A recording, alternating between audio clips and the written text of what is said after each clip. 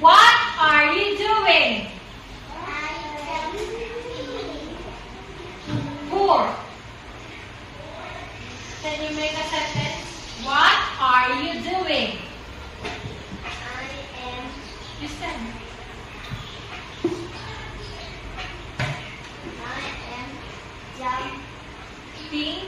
Jumping in the air.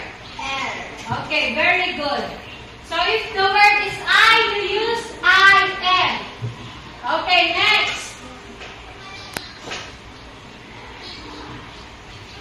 1, 2, 3, read.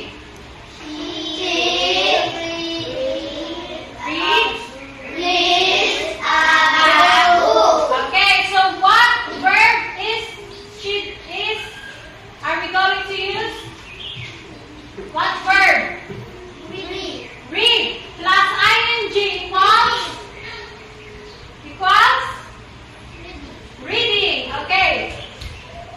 Tita, can you make a sentence? What is she doing?